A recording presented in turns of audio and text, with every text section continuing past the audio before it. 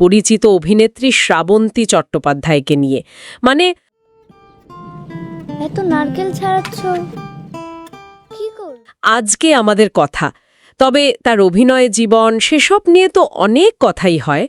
আজ বরং একটু অন্য প্রসঙ্গে যাই।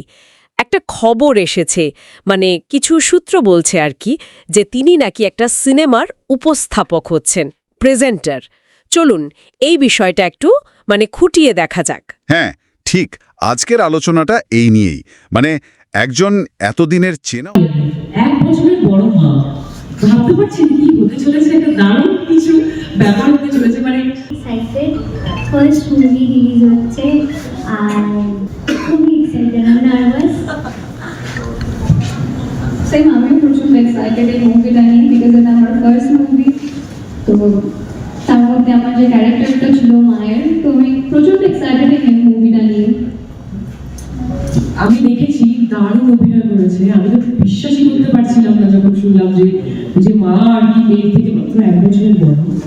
তো সেটা দেখে আমার খুব ভালো লেগেছে যে এত সুন্দর ক্যারেক্টারটাকে রিয়েলিস্টিক ভাবে নিয়ে এসেছে। খুব ভালো লেগেছে, আপনারাও দেখুন এটাই বলবো। ঠিক, আজকের আলোচনাটা এই নিয়েই, মানে একজন এতদিনের চেনা অভিনেত্রী, তিনি যখন এরকম একটা অন্য ভূমিকায় আসছেন, সেটার মানেটা কি দাঁড়ায়। বিশেষ করে এই যে দাঁতের লড়াই বলে একটা সিনেমা, আমরা একটু বোঝার চেষ্টা করব যে এই যে উনি প্রেজেন্টার হলেন, মানে কেন হলেন, আর ছবিটাই বা কি নিয়ে। আমাদের লক্ষ্য থাকবে এই পুরো ব্যাপারটা, মানে বদলটা আর ছবির বিষয়টা দুটোই পরিষ্কার করা। হ্যাঁ, আজকে আমরা পুরো দাঁতের লড়াইয়ের টিম নিয়ে চলে এসেছি টাইটেল ট্র্যাক।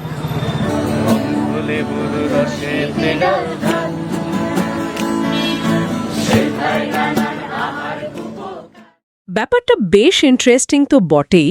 শ্রাবন্তী চট্টোপাধ্যায়কে তো আমরা বহুদিন ধরে চিনি বাংলা সিনেমায়, কিন্তু এইবার দাঁতের লড়াই ছবিতে উনি অভিনেত্রী নন, হচ্ছেন গিয়ে ফিল্ম প্রেজেন্টার। এটা তো ওনার জন্য প্রথমবার, তাই না, এই প্রেজেন্টার হওয়া? এর আসল মানেটা কি, ঠিক কি প্রভাব ফেলে এটা? দেখুন, এটা একটা বেশ গুরুত্বপূর্ণ পদক্ষেপ বাংলা ইন্ডাস্ট্রিতে তো বটেই। অনেক সময়ই দেখা যায়, মানে ইন্ডাস্ট্রির পরিচিত মুখ যাদের উপর ভরসা করা যায়, তারা নতুন পরিচালক বা একটু অন্য ধরনের ছবির পাশে দাঁড়ান, নিজেদের নামটা, জনপ্রিয়তাটা ব্যবহার করেন ছবিটাকে আরও বেশি দর্শকের কাছে নিয়ে যেতে। এটাকে শুধু একটা কি বলে বিজনেস ডিল হিসাবে দেখলে বোধহয় ঠিক হবে না। শ্রাবন্তী নিজে যেমনটা বলেছেন, ছবিটা দেখার পর নাকি তার মনে হয়েছে যে এটা মানুষের মন ছুঁয়ে যাবে। নমস্কার, আমি শ্রাবন্তী চ্যাটার্জি। আগামী 11ই জুলাই একটা নতুন ছবি আসছে যার নাম দাঁতের লড়াই। এই ছবিটিকে উপস্থাপনা করছি আমি।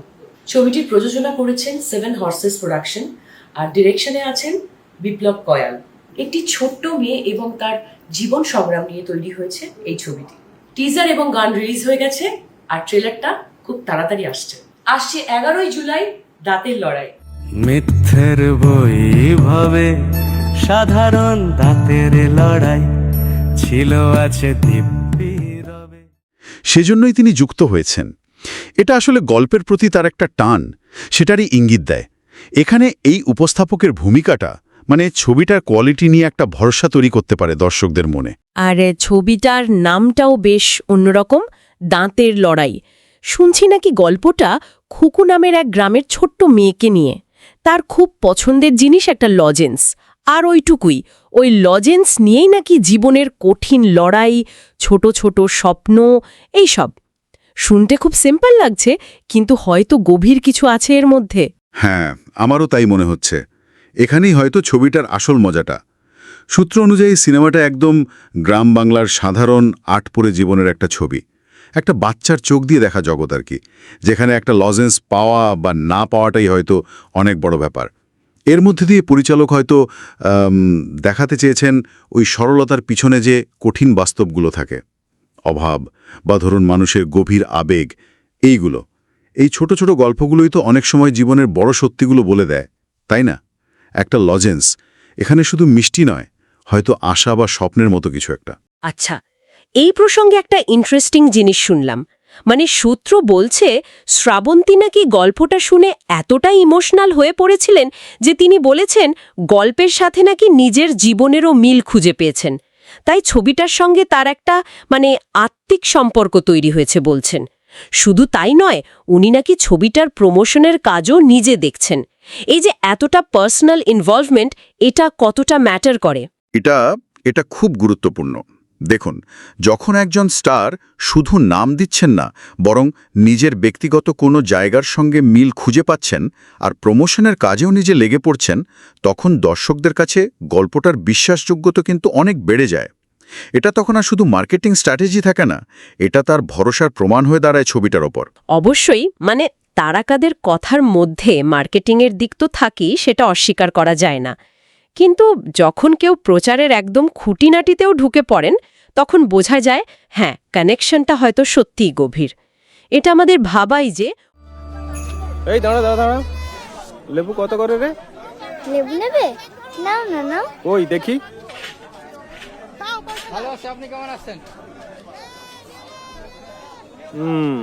এই যা লেবু, তোকে 4 টাকার বেশি দিতে। ওর নিজের কোনো স্মৃতি বা অনুভূতি হয়তো এই গল্পের সঙ্গে মিলে গেছে।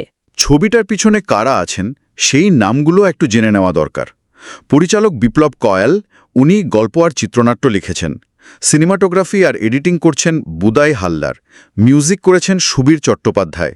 আর মুখ্য চরিত্র খুকুর ভূমিকায় আছে এক শিশু শিল্পী আকাঙ্ক্ষা সেনগুপ্ত। তার বাবা মায়ের চরিত্রে আছেন অভিলাষ চক্রবর্তী আর স্বস্তিকা দাস। একটা টিম ওয়ার্ক বলা যায় একদম। এই পুরো টিমের নামটা বলাটা জরুরি, কারণ শ্রাবন্তীর উপস্থাপনা ছবিটাকে হয়তো শুরুতে একটা পরিচিতি দেবে। ওখানে আছে, নিয়ে নে। দাঁতের লড়াই,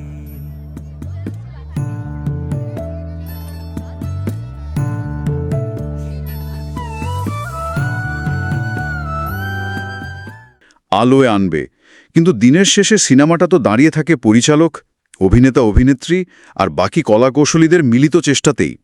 বিশেষ করে যখন নতুন মুখ বা শিশু শিল্পীরা কেন্দ্রে থাকে, তখন তাদের কাজটা কতটা ভালো হলো সেটার উপর অনেক কিছু নির্ভর করে। এই টিমওয়ার্কটা কতটা জমল সেটা বোঝা যাবে 11ই জুলাই।